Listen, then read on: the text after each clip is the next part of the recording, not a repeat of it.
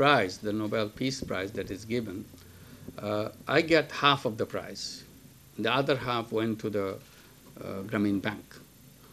So I'm explaining to Nobel Peace Prize Committee that other half would be interpreted as the owner of the bank. I mean, the Grameen Bank is an entity, is a abstract thing. But in concrete terms, who is the winner of the prize?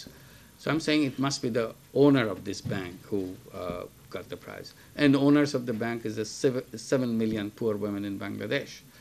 So I'm saying that in Oslo, in the prize ceremony, their representative should go and receive that prize on behalf of all the 7 million borrowers.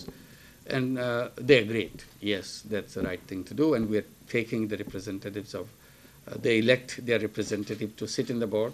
So we are taking all the elected members of the board, 9 of them, to Oslo, and on behalf of 9 of them, 1 of them will receive the prize. And in Bangladesh, I was explaining to them when I meet them in the Grameen Bank borrowers, I said, not only I'm the Nobel laureate, you are a Nobel laureate too, because you got the Nobel Prize. So for this prize, it's very important that for the first time in the history of Nobel Prize, any prize, the poor women receive that prize. So that immediately changes the entire situation. Many people in Bangladesh calling me up, can I come and join you at the Oslo ceremony, because I take care of my expenses, anything, just I want to be there, present in the ceremony. I said, sorry, because a limited number of seats. But I heard these poor women are going there. Yes, of course they are good. They are the ones who are receiving the prize.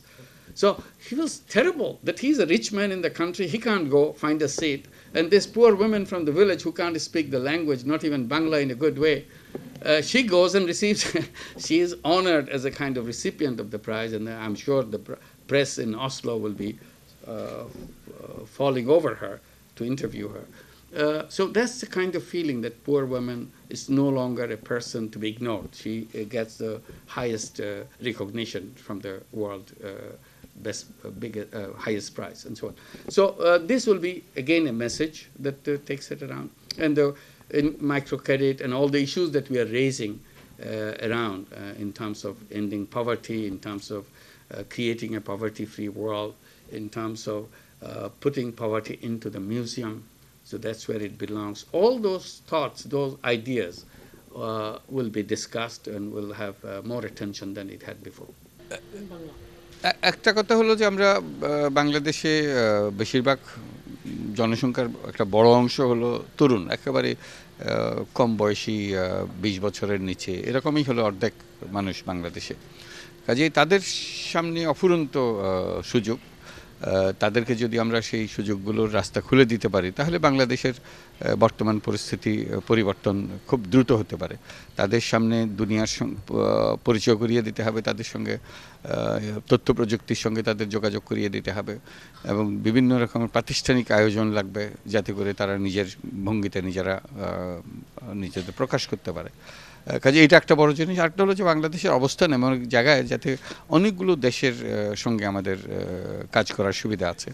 আমরা যদি চট্টগ্রাম বন্দরকে একটা বিরাট মহাবন্দরে পরিণত করতে পারি, এরকমভাবে তৈরি করতে পারি এবং খুব এফিশিয়েন্টলি দক্ষতার সঙ্গে যদি সেটা পরিচালনা করতে পারি, তাহলে আশেপাশের সকল দেশ আমাদের এই সুযোগ গ্রহণ করার জন্য এগিয়ে আসবে।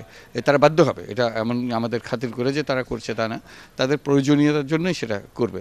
কাজেই নেপাল, ভুটান, ভারত, চীন, মায়ানমার সবাই আসবে আমাদের সঙ্গে ব্যবসার সম্পর্ক গড়ে তুলতে। সেটা আমাদের জন্য একটা বিরাট সুযোগ। কাজে সেই সুযোগকে ব্যবহার করতে পারলে আমাদের যে তরুণ গোষ্ঠী আছে তারাও একটা বড় রকমের পরিবর্তন এর মধ্যে নিয়ে আসতে পারে। আপনি তো আইডিয়ার রাজা, আপনি ভিক্ষুকদের নিয়ে এরকম মজার আইডিয়া, মঙ্গা নিয়ে এরকম চমৎকার একটা আইডিয়া করছেন, তো বন্দর নিয়েও কি আইডিয়াটি আপনার এরকমই একটা আইডিয়া? না, এটা তো প্রয়োজন, এটা তো এমন বিষয় না আজকে না কালকে, এটা করতে হবে। বর্তমান যে চট্টগ্রাম বন্দর আছে সেটা আমাদের বিরাট প্রতিবন্ধকতা সৃষ্টি করছে, যে আমরা যেই গতিতে অগ্রসর হতে চাচ্ছি সেই গতিতে অগ্রসর হতে পারছি না, যেহেতু আমাদের এটার ওই রাস্তাটা অত্যন্ত সরু। সেই সরু রাস্তা দিয়ে আমরা বড় কাজ করতে পারছি না। কাজে এটাকে বড় রাস্তায় পরিণত করতে হবে এবং মহারাস্তায় পরিণত করতে হবে। আপনি যে পোস্টারে দেখলাম এরকম 2 হাত আছে, আপনি কি আমাদের বাংলাদেশের টাইটানিকের রাজা? না না, সেগুলো কি করে বলবো। আমরা সবাই মিলে চেষ্টা করছি, এটা তো আমি একা করছি না, সারা দেশের লোকই চাইছে, অত্যন্ত আগ্রহের সঙ্গে চাচ্ছে তারা যে দেশের একটা বড় পরিবর্তন আসুক। তারা এটার জন্য পরিশ্রম করতে কেউ কোনো বিমুখ না। এটাই হলো মজার কথা, যে বাংলাদেশের প্রত্যেকে পরিশ্রম করতে তৈরি আছে, যদি দেখা যায় যে এতে দেশের ভাগ্য দ্রুত পরিবর্তন হচ্ছে।